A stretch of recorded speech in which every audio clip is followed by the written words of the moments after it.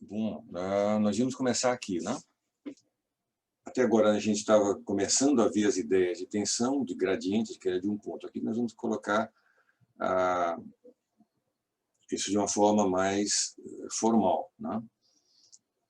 Então, uma das dificuldades que tem é vocês separarem o que é corpo e o que é parte. O que é uma parte finitesimal e o que é uma parte de dimensões diferenciais ou infinitesimais. Esse é um conceito altamente complexo.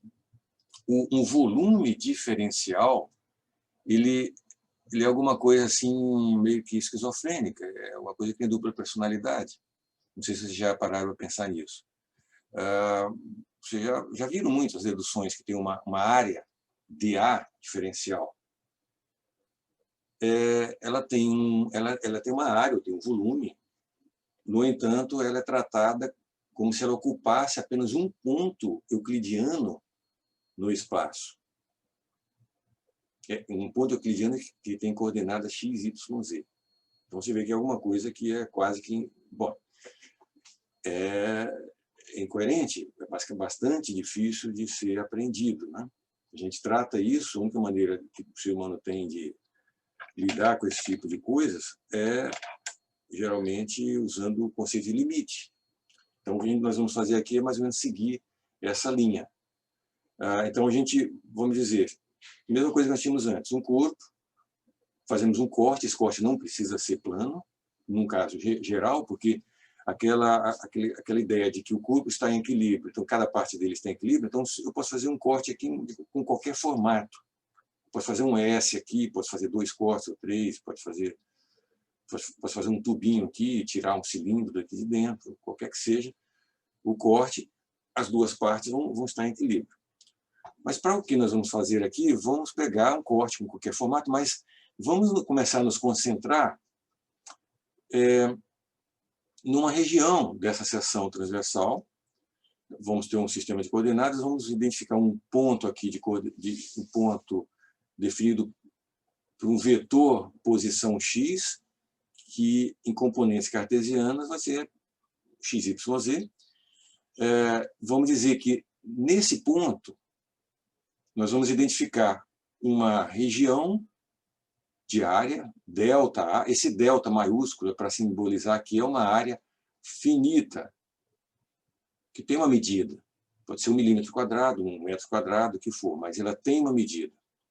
Então, significa basicamente que a gente pegou essa área total e dividiu em tantas partes, em uma quantidade finita de partes. Poderia ser em 2, em 10, em 1000, em 1 milhão, mas seria uma quantidade finita de partes. Então, isso aqui é conhecido, é 1 milionésimo, por exemplo, mas é sempre um número. Tantos metros quadrados. Tá? Então, essa área que esteja contida nesse corte e cujo vetor normal seja definido por um vetor n. E para facilitar a nossa nomenclatura aqui, vamos considerar que esse vetor normal esteja paralelo a um dos eixos cartesianos. No caso aqui, eu fiz como se ele estiver paralelo ao eixo x. Então, esse vetor aqui é 1, 0, 0, o vetor unitário. O vetor normal a essa regiãozinha ΔA aqui. Então, estamos tratando desse ΔA. Bom, existe, do ponto de vista de forças, aqui, você tem essas forças externas, e existe uma distribuição de forças internas aqui, cuja resultante vai dar essa força interna F, e esse momento resultante M aqui, considerado no centroide. Então, externamente, para esse lado esquerdo, somando tudo isso aqui, você tem um equilíbrio de forças e de momentos. Então, a gente pode dizer, por exemplo, que essa força resultante aqui é a integral. Bom, vamos voltar aqui para essa área ΔA. Nessa região aqui, existe atuando um vetor, força, média, o resultante, aqui, que tem uma orientação, uma direção e tem um módulo. Também isso aqui é um número, tantos newtons. Agora, se você pega todas as áreas em que tenha sido subdividida essa seção e soma todos os ΔFs que atuam em cada uma delas, o total vai dar esse F aqui. Óbvio, porque esse F foi definido para ser a resultante. Mesma coisa o momento, se você pegar cada uma dessas, multiplicar por um braço de alavanca e etc., a partir de um certo polo x0 que pode estar em qualquer lugar, você vai ter o momento resultante aqui na seção. Em viga, a gente usa a nomenclatura, as componentes desses dois vetores aqui. Então, a gente usa para a força interna, para o esforço normal, que é a componente normal, se essa seção aqui for plana, perpendicular toda ao eixo x, então, a parcela normal de F é o chamado vetor normal, e as duas parcelas transversais, que vão ser coplanares ao plano, que são chamadas de esforços cortantes. Uma na direção y e outra na direção z. E para os momentos, a mesma coisa. Você tem o momento mx, aqui a parcela em x, que representa uma torção na viga, e as outras duas, que são tangentes, representam efeitos de momento fletor, comportamento de flexão. Então, a gente tem essa... Vamos pegar agora essa força, vou colocar de novo a figura aqui. Vamos pegar esse vetor força ΔFzinho que atua nessa área, ΔA, e vamos representá-lo em suas componentes cartesianas também. Então, esse ΔFzinho da área, da iésima área, vai ser a sua componente em x vezes o vetor unitário I, J, K, ou em suas componentes aqui. Tá? Somando todos os ΔAs, se tivesse sido feita uma partição com N sub-áreas, você terá a área total, fácil. Agora, o salto que vai ser feito aqui é o seguinte, é que nós vamos calcular o famoso força sobre área, não sobre a área total, porque já vimos que não tem sentido isso. O resultado não é que seja errado, só que ele não representa a tensão em lugar nenhum. Ele é uma média. Então, não tem utilidade geralmente para nós. Mas, se a gente pega, por exemplo, a componente x desse ΔF dividido por essa área,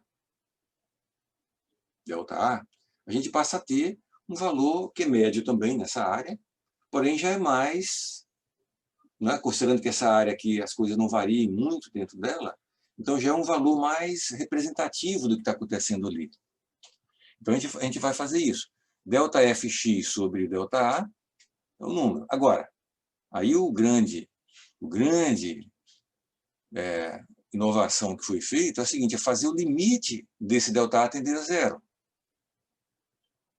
Então, conforme esse ΔA vai diminuindo, o resultado do coeficiente vai se tornando aplicável a uma área, a uma região cada vez menor. Então, ele vai se tornando cada vez mais representativo do que acontece ali. Porque não tem como as forças variarem bruscamente de um lugar para o outro. Ela varia suavemente. E aí que vem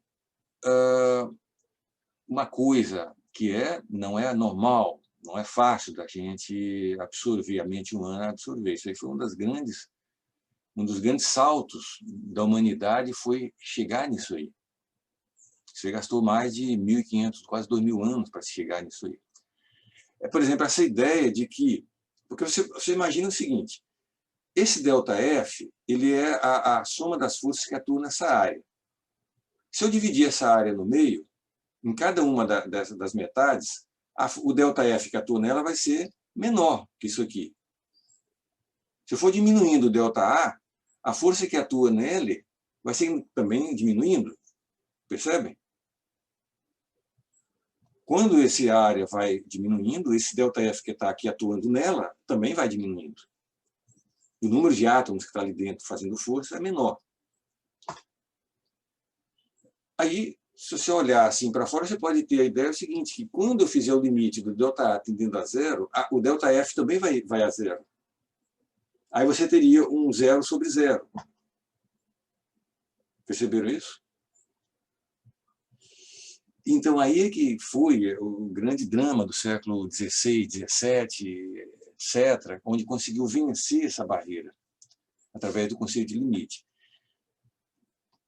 No fim das contas, se verifica o seguinte: esse fulano tende a 0, esse aqui tende a 0 também, porém,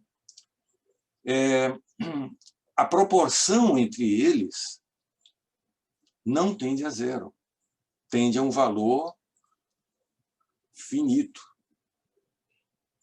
Um número, 23,7 newtons por metro quadrado. Eu não vou mostrar nem provar, etc. Nós estamos usando isso aqui, essas ideias há 300 anos. Certo? É por isso que o conceito de tensão é tão difícil de ser engolido pelos alunos, por muita gente. Tá? Então, quando você termina de fazer esse limite, você tem alguma coisa que não se aplica mais nessa área. Ou, podemos dizer, se aplica numa área. Tensão continua tendo que precisar de uma área.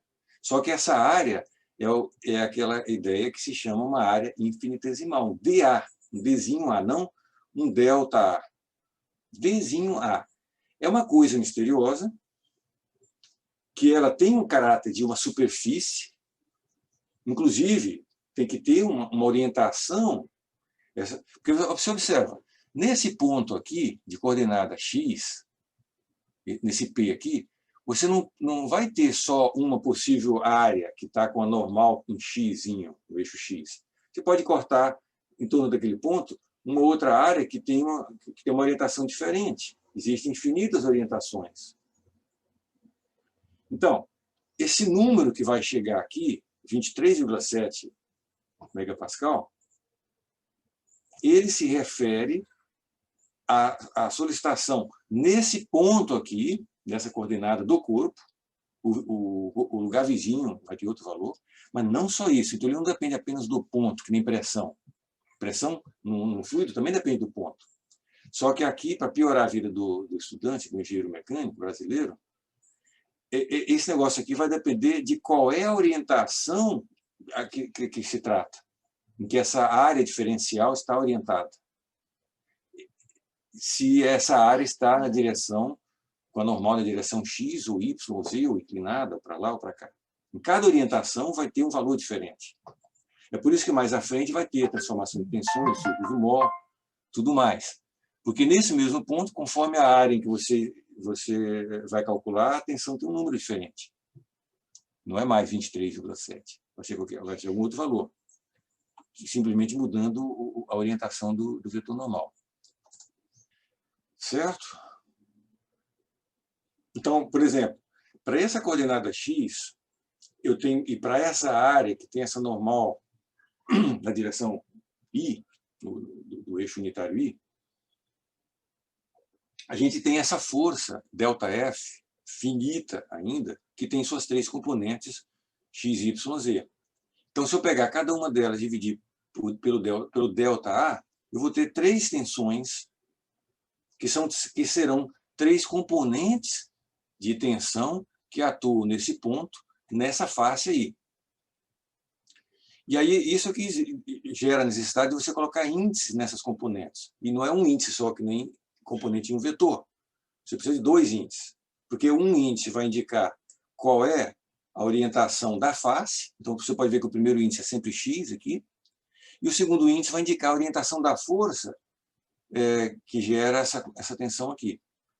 É por isso que o tensor tensão que é visto posteriormente tem 9 termos. Mesmo no sistema cartesiano.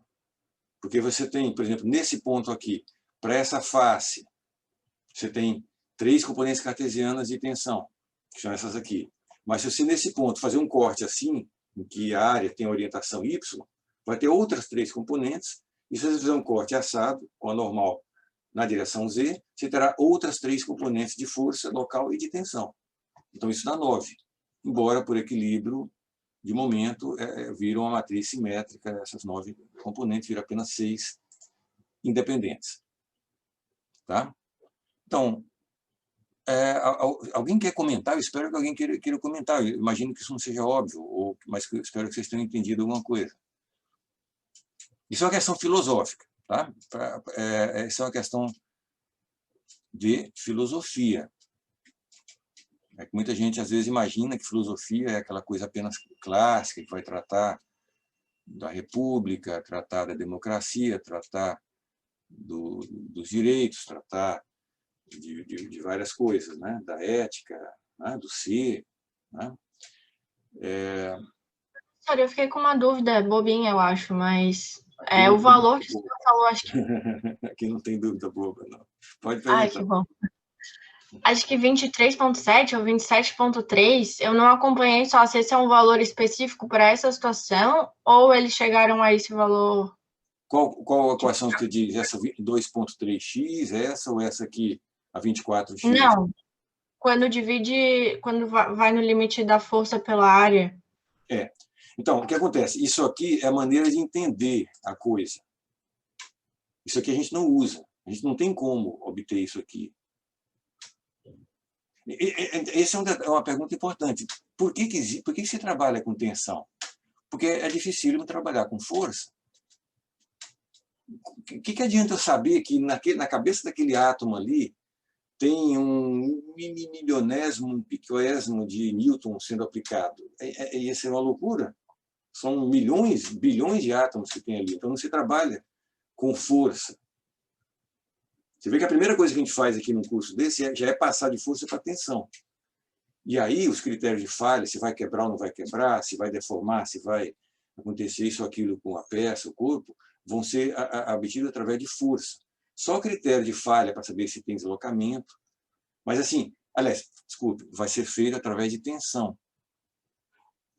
Então, a gente vai pegar do carregamento e das equações gerais da mecânica e chegar nas tensões. Isso aqui nunca mais a gente vai usar. Isso aqui é para entender a ideia, de onde que surgiu isso aqui. Não sei, a dúvida talvez seja se o valor era arbitrário, é isso? Se o valor do exemplo era arbitrário? Isso, porque eu Qual, fiquei. qual, qual arbitrário que se diz? Qual deles? Isso aqui ou Quando o isso? senhor deu esse exemplo, o senhor falou que a sensação que a gente tinha era que os dois ia chegar numa indefinição de 0/0, mas que na verdade ia dar um valor, e que esse valor era 23,7 ou Não, isso aqui eu 27,3. tirei o número, dizendo assim, para dar ideia de que existe um número, que não é um Entendi, entendi. infinito, não é nem zero, nem um infinito, porque o infinito o cérebro humano não trata disso. A gente trata de limite que vai ao infinito. Eu queria dizer assim, que vai dar um número. Algum número. Certo? É só nesse sentido. Eu achei que era em absoluto esse valor sempre, deve que não é. Não. Isso aí, se vocês fizerem mecânica sólidos A, vocês iam calculando isso aqui. Dava tantos newtons. Isso, não. Tantos Pascal, tantos megapascal. Né? Então, tudo isso aqui é para explicar o porquê de todas essas coisas. Porque isso aqui é importante para vocês entenderem que as coisas dependem, sim, do ponto, já que tem gradiente, e depende da área em relação a qual as coisas são calculadas. Então, de fato, é complicado mesmo. Agora, isso aqui a gente não tem acesso. Já que ele não existe, isso aqui vai virar um delta. Isso aqui depois, esse limite aqui, vocês lembram de definição de derivada? O que era derivada? O que é, por exemplo, uma velocidade de uma partícula? É uma derivada. du dt. Mas o que é, aliás, qual é a própria definição de derivada? É o limite do delta U sobre o delta T, quando o delta T tende a zero. Você lembra disso? Derivada é um limite de dois deltas que são finitesimais, e aí você faz o denominador tendendo a zero. E aí a relação entre eles converge para um número finito. Aqui é algo similar, isso aqui vai ser uma derivada. Só que os termos a gente não trabalha com uma função de força que existe. A gente sabe que existe, mas a gente não vai achar ela, não está interessado nela. Tá? No máximo aqui, o que nós vamos fazer vai ser, através das forças externas, nos problemas isostáticos, usando equilíbrio desse lado aqui, nós vamos calcular essas duas resultantes. E aí, com aquelas outras teorias, que vocês já viram todas elas, quando é uma barra, uma viga de seção reta, uniforme, etc., se chega a descobrir como que essa tensão normal, por exemplo, varia na flexão. Ela varia de uma forma linear na seção transversal, mas a gente não chega nisso aqui. Tá? A gente fica aqui. E daqui a gente parte, que nem nós vamos fazer nessa disciplina, para encontrar deslocamentos, deformações e tudo, a partir das tensões. E aí vamos jogar no critério de falha, como vocês já fizeram, sempre com as tensões. Isso aqui é para entender. Então tá, vocês têm aqui um resuminho de funções. Tendo esse conceito de tensão, a gente pode, inclusive, agora escrever melhor os conceitos dos esforços resultantes. Não é mais somatório de ΔF, né? Que nem a gente tinha aqui, onde é que era? Aqui, por exemplo. Não o somatório dos ΔF. Nós vamos tratar agora já o contrário. Nós vamos integrar as tensões. Vamos considerar que, de alguma forma, a gente achou as tensões e a gente pode obter os esforços. Agora, se a gente fizer uma suposição de que as tensões são muito simples, a variação dela na seção, é o que foi feito em mecânica solar. Se a gente supuser que isso aqui é uniforme, por exemplo, aí se a gente calculou, usando equilíbrio, calculou isso aqui primeiro, e se você supõe que isso aqui é uniforme, aí você consegue descobrir qual é o valor dessa tensão média, porque isso aqui vai para fora da integral, a integral da área em ΔA vai ser a própria área, aí você vai ter que a tensão vai ser o esforço normal sobre a área, o famoso esforço normal sobre a área. Mas nem sempre, na flexão vai ser complicado, etc. Vamos para o caso mais concreto que nós temos aqui, justamente que engloba essas coisas de estrutura de geometria mais simples, que são vigas, né? Então, nós temos aqui um pedaço de uma viga. Então, essa viga que continua para lá e para lá, tem se chama de eixo x, y, z. O eixo x, você sabe que tem que ficar ao longo do eixo centroidal, você não pode botar isso em qualquer lugar, esse sistema de coordenadas. Vai ter vários carregamentos externos, vários apoios, aqui não nos importa muito nesse momento. O que nós vamos nos concentrar aqui é que, quando você faz um corte, e aqui vai ser um corte plano, perpendicular ao eixo axial, você identifica dois lados na viga, o lado esquerdo e o lado direito, e você pode fazer diagrama de corpo livre de qualquer um dos lados, para encontrar os esforços. Bom, aí é que vem a grande ressalva que eu quero enfatizar aqui para vocês, que causa muita confusão para vocês. Vocês já ouviram falar na famosa convenção de sinais de esforços, né? Você deve ter visto, né, isso aí em estática e depois em mecânica solar. O que eu tenho que dizer para vocês é o seguinte, vocês não devem achar que, pelo fato de que é uma convenção, infelizmente, vocês não vão poder escolher o que vai usar. É convenção, mas não é algo assim no sentido democrático. E eu vou explicar da seguinte maneira. Se você pega um livro, o autor do livro, ele pode, aí sim, ele pode escolher qual é a convenção de esforço que ele vai usar. Mas no momento em que ele escolhe, no primeiro capítulo, na primeira página, qual é a convenção que ele vai usar, que nem eu fiz aqui, nesse meu livro, escolhi essa convenção aqui. É uma das duas famosas que existem no mundo. Existem duas grandes convenções. Tá? Essa aqui é a convenção que a gente usa no nosso curso há 40, 50 anos. Então, essa que eu fui usar. O que acontece é o seguinte, mesmo eu, que estou escrevendo o livro, no momento que eu botei essa convenção aqui, eu não tenho mais direito de, lá no capítulo 8, 10 ou 12, começar a resolver um problema, ou dar uma dedução, e optar por alguma convenção. Morreu, acabou. Eu tenho que manter a coerência do começo ao fim. Porque, senão, qual é a consequência? Que as equações se tornam diferentes, se tornam incompatíveis. Não sei se vocês entenderam. É uma questão de coerência. Se eu vou começar hoje aqui, e vocês vão usar essa convenção em tudo que vocês fizerem na disciplina, vai acontecer lá na frente, quando eu tiver numa outra dedução, eu vou usar essa convenção aqui. Significa que vocês vão resolver um problema. Isso às vezes acontece com alguns alunos. Eles começam a encontrar os esforços segundo uma convenção e depois vão usar esses esforços na parte de uma outra teoria que vem no capítulo posterior, que foi deduzida usando essa convenção aqui. Então, ele passa a usar valores que estão em duas convenções diferentes. E não pode, obviamente.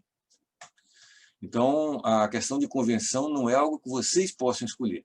O que vocês vão poder escolher é no dia que vocês forem fazer um relatório. Aí vocês vão ter que escolher uma, mas aí vão ter que ser coerentes o relatório inteiro. E também, se nesse relatório vocês forem usar material de algum livro, vocês vão ter que tomar muito cuidado de saber qual é a convenção que foi usada naquelas equações, para deduzir aquelas equações. Porque senão o caos está instalado. Tá? Então, só para resumir.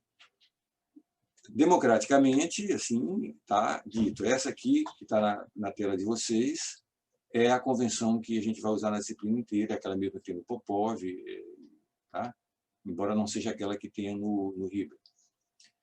Tá? Então, como é que é a mnemônica? É muito fácil. Vou explicar em 2 minutos aqui a mnemônica, vocês não vão esquecer mais.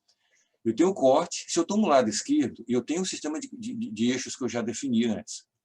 X, Y, Z. Para o lado esquerdo, o sentido positivo dos 6 esforços é o mesmo sentido dos eixos. E pronto. Aqui está o eixo X, Y, Z. Então, significa que o positivo do normal é para cá, o positivo do momento torso MX é esse. O MY é positivo para lá, o cortante VY é para lá. O momento MZ e o VZ positivo no sentido positivo de Z. Facílimo, não tem como esquecer. Agora, se você precisa usar o lado direito, é muito simples, porque é tudo o contrário, porque é ação e reação. O sentido, essa força que tem aqui é a reação. Não é? Isso. Um é ação e o outro é reação. Os dois têm o mesmo valor com o sentido contrário. Então, tudo aqui, o positivo aqui, é no sentido oposto aos eixos cartesianos. Então, não tem o que errar.